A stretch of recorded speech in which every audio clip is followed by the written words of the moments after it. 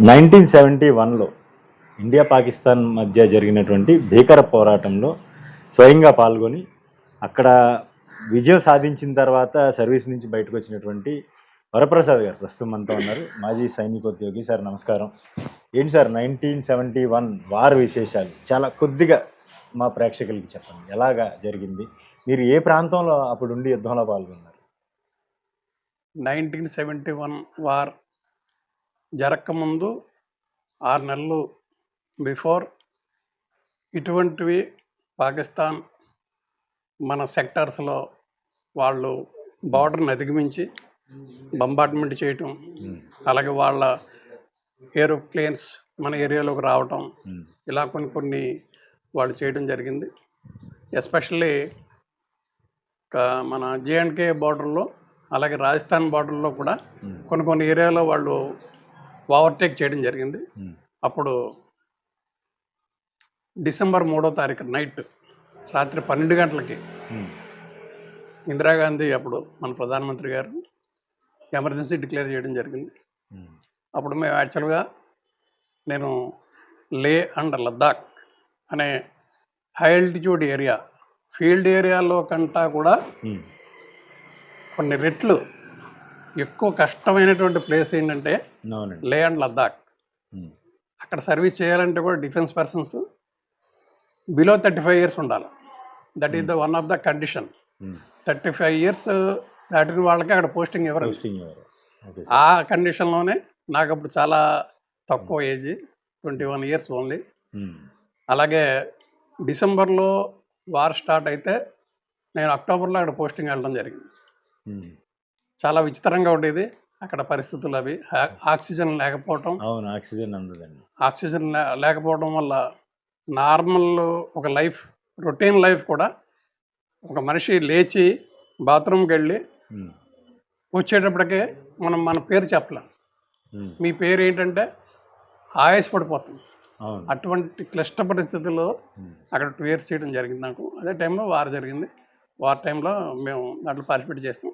నా ట్రేడ్ ఏంటంటే radio and keyboard lines ఆపరేటర్గా చేయటం వల్ల కీలకమైన శాఖలో కమ్యూనికేషన్ అది మోస్ట్ ఇంపార్టెంట్. వార్ టైంలో అన్ని సెక్షన్స్ కంటే కూడా మీకు అర్థమయ్యేటట్టు చెప్పాలంటే, ఏదైనా సరే ఏ స్టెప్ తీసుకున్నా తీసుకోబోయేది, whatever the damages, whatever the requirements అన్నీ కూడా మా ద్వారానే కమ్యూనికేషన్స్ జరిగేవి. ఇప్పట్లాగా సెల్ ఫోన్లు, ఈ అడ్వాన్స్ టెక్నాలజీ లేదు.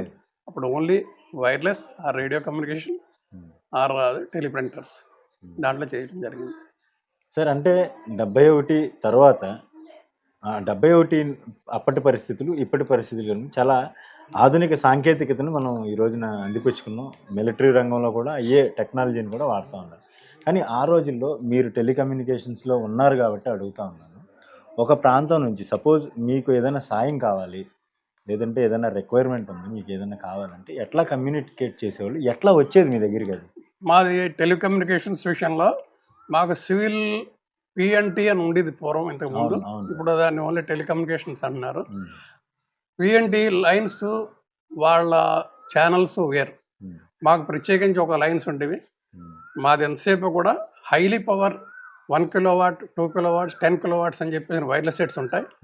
ఆ వైర్లెస్ సెట్స్ మీద కమ్యూనికేషన్ మీద ఉంటుంది. సపోజ్ ఒక వైర్లెస్ సెట్లో మేము ఆన్ డ్యూటీలో ఉండగా, ఫర్ ఎగ్జాంపుల్ నేను ఢిల్లీలో ఉండి పూనా నుంచి ఒక రిక్వైర్మెంట్ మనం టెలిప్రింటర్ మీద మౌంట్ చేసి హలో బ్రదర్ అని ఒక మెసేజ్ పెడితే జస్ట్ విత్ ఇన్ 1 minute పూనాలో రీచ్ అవుతుంది. వాళ్ళు hello brother how are you అని కొడితే 1 secondలో మనకి రీచ్ అవుతుంది. ఇవాళ సెల్ ఫోన్ కంటా కూడా అదే వేగం అండి.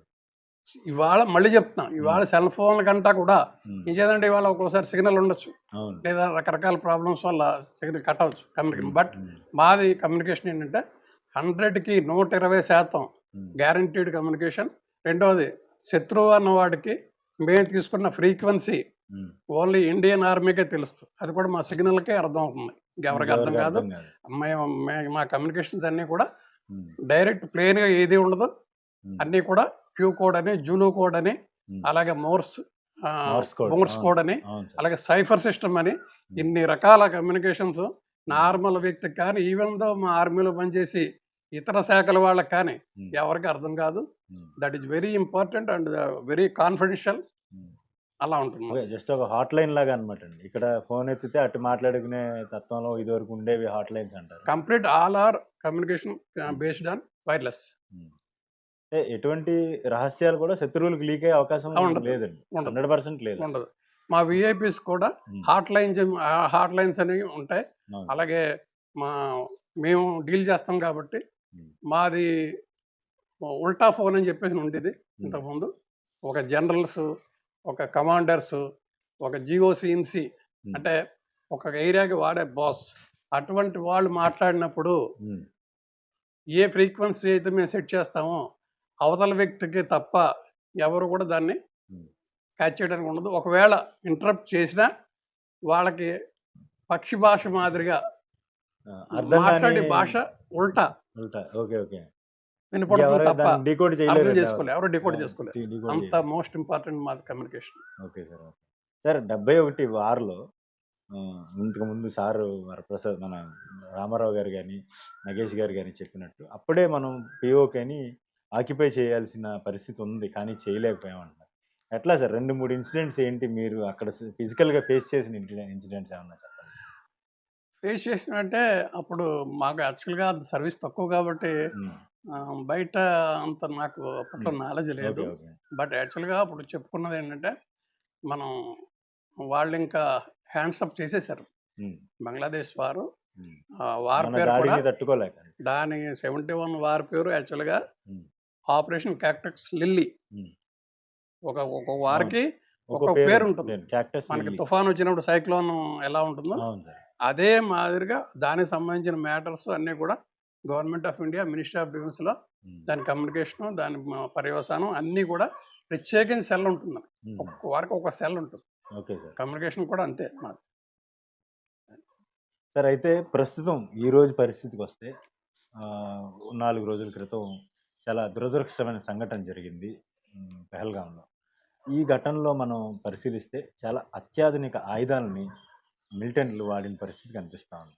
M4 అనేటువంటి అత్యాధునిక రైఫిల్స్ని వాడారు వాళ్ళు.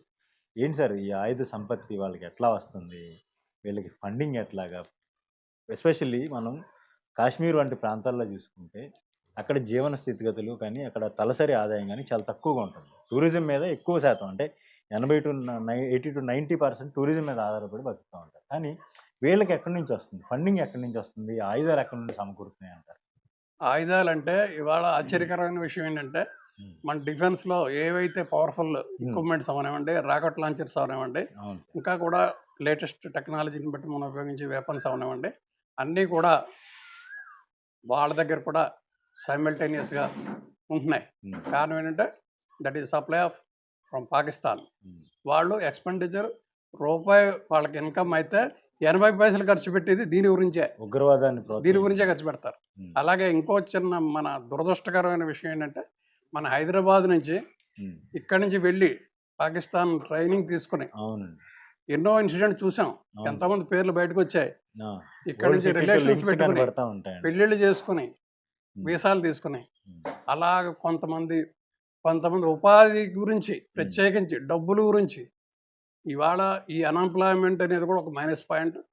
ఎందుకంటే యూత్కి వేరే దారి లేక కొంత ఒక రకమైన ఈ దేశం మనకి ఏం ఇవ్వటం లేదు, మనం ఎలా బతకాలనే ఒక రకమైన రివెంజ్ టైప్లో కూడా తయారవటం కారణం కూడా ఉన్నాయి. ఉమ్, ఇదంతా కూడా దాన్ని ఎన్కాష్ చేసుకుని ఉమ్, మనం ఉన్న పక్కన ఉన్న పాకిస్తాన్ ఇక్కడ నుంచి ట్రైనింగ్ ఇచ్చి ఉమ్, వాళ్ళకి ఫండింగ్ ఇచ్చి ఇప్పటికే కూడా హైదరాబాద్లో ప్రతి నెల ఫండింగ్ వస్తాయి, వస్తుంది. తీసుకునే వాళ్ళు ఉన్నారు. ఉమ్, మరి ఇదంతా చాలా దురదృష్టకరమైన విషయం. ఉమ్, ఇప్పుడు రాకెట్ లాంచర్ లాంటివి యాక్చువల్గా ఉమ్, ఎన్నోసార్లు ఈ ఉగ్రవాదులు వాళ్ళు ఉపయోగించిన సందర్భాలు ఉన్నాయి. అవునండి. అవన్నీ డైరెక్ట్ ఫండింగ్ అవనివ్వండి, వెపన్స్ అవనివ్వండి, ఆమినేషన్ అవనివ్వండి, అన్నీ కూడా పాకిస్తాన్. సార్ ఒక మనిషి బోర్డర్ దాటి రావడం అంటే ఏదో మిలిటరీ ఫోర్సెస్ ఆదమర్చి ఉన్నప్పుడు, లేకపోతే కొన్ని నిర్జన ప్రాంతాలు ఉంటాయి, కొన్ని మనం గార్డింగ్ చేయలేని ప్రాంతాలు కొన్ని ఉంటాయి, అలాంటి చోట్ల నుంచి వచ్చారని అనుకోవచ్చు. కానీ ఇన్ని ఆయుధాలని ఎలా తీసుకురాగలుగుతున్నారండి లోపలికి? తీసుకురాగలరండి. ఉమ్, ఎందుకంటే దానికి రకరకాల సోర్సెస్ ఉంటాయి. ఉమ్. ఇప్పుడు బిఎస్ఎఫ్ కూడా కొంత పరిధి వరకునే ఉంటుంది. అవును సార్, బిఎస్ఎఫ్ చాలా అలర్ట్గా ఉంటుందండి. ఉంటారండి. బట్ ఏంటంటే బిఎస్ఎఫ్లో పనిచేసే వాళ్ళలో కూడా ఉండొచ్చు, ఉమ్. చెప్పలేం. ఇన్ఫర్మేషన్ ఇచ్చే వాళ్ళు ఎవరు? మన ఇంటి దొంగలే. ఉమ్. చాలా దురదృష్టం అండి ఇది. మన ఇంటి దొంగలే కొంత ఇన్ఫర్మేషన్ ఇస్తారు, వాళ్ళకి అకామిడేషన్ ఇస్తారు, వాళ్ళు సమర్థిస్తారు. ఇటువంటివి మన ఇండియాలో ఇది చెప్పుకుంటే చాలా సిగ్గుచేటు కూడా ఉంటుంది. మరి దేశం గురించి ప్రాణం ఇవ్వాలి తప్ప ఆ. ఈ దేశం గురించి ద్రోహం చేసేయటం అవును అది సమంజసం కాదు. అంటే ఆర్మీలో కానీ, నేవీలో కానీ, ఎయిర్ ఫోర్స్లో కానీ, త్రివిధ దళాల్లో ఎవరు చేరాలనుకున్నా కానీ అమితమైన దేశభక్తి ఉన్న వాళ్ళే వెళ్తూ ఉంటారు. సాధారణంగా దేశం మీద, ఫ్యామిలీ మీద, పేరెంట్స్ మీద ఉన్న ప్రేమ కన్నా దేశం మీద ఎక్కువ ప్రేమించే, కానీ అలాంటి వాళ్ళు కూడా ఉంటారంటారా? దేశద్రోహం చేసేవాళ్ళు ఉంటారంటారా?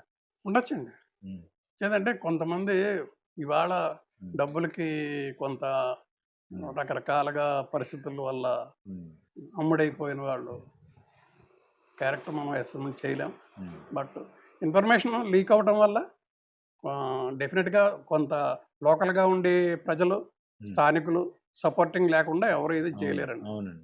Definitely గా 1500 మంది స్థానికులను కూడా అదుపులోకి తీసుకున్న భద్రతా బలగాలు మొత్తం పూర్తి స్థాయిలో ఎంక్వైరీ చేస్తున్నారు. వాళ్ళు ఎలా వచ్చారు, ఆయుధాలు ఎలా వచ్చినాయి, ఎవరెవరు సపోర్ట్ చేశారనే దాని మీద కూడా లోకల్గా ఉన్న కొంతమంది సపోర్ట్ కూడా అని వినిపిస్తా ఉంది సార్. డెఫినెట్గా ఉంటుందండి. ఉమ్. అది లేకుండా ఎవరు అక్కడ వాళ్ళకి అకామిడేషన్ ఇవ్వందే ఉమ్. వాడు ఇవన్నీ సెట్ చేసుకోవడానికి వాళ్ళకి ముందే ప్లానింగ్ ఉంటుంది. ఉమ్. అవన్నీ ఇన్ఫర్మేషన్ లేకుండా ఎవరేం చేయలేరండి. సార్, కోవిడ్ తర్వాత ఆర్మీ రిక్రూట్మెంట్కి సంబంధించి గణనీయంగా, అనూహ్యంగా చాలా మార్పులు తీసుకొచ్చింది భారత ప్రభుత్వం. ఆ ఎఫెక్ట్ ఏమన్నా ఉంటుందంటారా దీని మీద? యాక్చువల్గా చెప్పాలంటే ఇవాళ ఇండియన్ ఆర్మీ గురించి చెప్పాలంటే ఉమ్. గత 10-15 ఏళ్లలో ఇంటికి రిటైర్మెంట్ అయిపోయి వచ్చిన వాళ్ళ సంఖ్య, ఉమ్. రిక్రూట్మెంట్ అయిన సంఖ్య తీసుకుంటే ఉమ్. చాలా దారుణం అండి ఇది. ఉమ్. రిక్రూట్మెంట్ లేదు, డైరెక్ట్ రిక్రూట్మెంట్ Yes. లేదు. అవును, అవును. లేకపోవడం వల్ల కూడా ఇటువంటి పరిస్థితులు ఉమ్. మనకి సెక్యూరిటీ సైడ్లో అవనివ్వండి, బార్డర్స్లో అవనివ్వండి, సఫిషియంట్ స్ట్రెంగ్త్ లేకపోవడం వల్ల కూడా ఇది ఒక మైనస్ పాయింట్. దాని బదులు అగ్నివీర్ అని చెప్పేసి ఈ గవర్నమెంట్ తీసుకొచ్చింది. Um. But Agniveer is a not a permanent employee. Um. వాళ్ళకి అంత రెస్పాన్సిబిలిటీ ఉండదండి. ఒక ఒక మనిషి మనం 30 ఏళ్ళు సర్వీస్ చేద్దాం అన్న వచ్చి ఉన్న ఒక రకమైన విశ్వాసంతో కూడుకున్న సర్వీస్ వేరు. అవును. ఇది 4 ఏళ్ళు చేస్తాం, 3 ఏళ్ళు చేస్తాం, మనం బయటకు వెళ్ళిపోతాం. కమిట్మెంట్ ఉండదండి అప్పుడు. ఒక కాంట్రాక్ట్ బేస్లో మాదిరిగా um. Difference between contract base and permanent employee అవును. అదే మాదిరి. దానివల్ల కూడా కొంత మైనస్ ఉందండి. నిన్న ఎక్కడో చూశాను నేను, మేజర్ జనరల్ బక్షి గారు మాట్లాడారు. ఆయన చాలా అగ్రెసివ్గా చాలా మాట్లాడారు. అగ్రెసివ్ మాట. 180,000 మంది Correct. సోల్జర్స్ని తీసుకోవాల్సిన స్థానంలో భర్తీ జరగలేదు అంటున్నారు. వాస్తవమేనంటారా సార్? కరెక్ట్ అండి, కరెక్ట్ అండి. కొన్ని వేల మంది సంవత్సరానికి బయటకు వెళ్ళిపోతున్నారు. మన గవర్నమెంట్ దానికి తగ్గట్టుగా రిక్రూట్మెంట్ తీసుకుంటే స్ట్రెంగ్తన్ అవ్వాలి. ఎంతసేపు లేటెస్ట్ టెక్నాలజీ ఉపయోగిస్తాం మనం. ఈ ఎక్విప్మెంట్ ఆ ఎక్విప్మెంట్ 10 మంది చేసే వరకు ఒకడే చేస్తాడు, పర్వాలేదు మన జీతాలు ఇవ్వక్కర్లేదు అనుకుంటే దాని పరిణామాలు బాగోదు. అవును సార్. ఎప్పుడూ కూడా స్ట్రెంగ్తన్ ఉండాలి. దీని మించిన ఇంకో డిపార్ట్మెంట్ అవసరం లేదు. ఇది మోస్ట్ ఇంపార్టెంట్ ఇండియాకి. అటువంటిది మరి దానికి ప్రియారిటీ ఇవ్వకుండా ఎలాగండి? ఇవ్వాలి. Yes sir, thank you very much sir.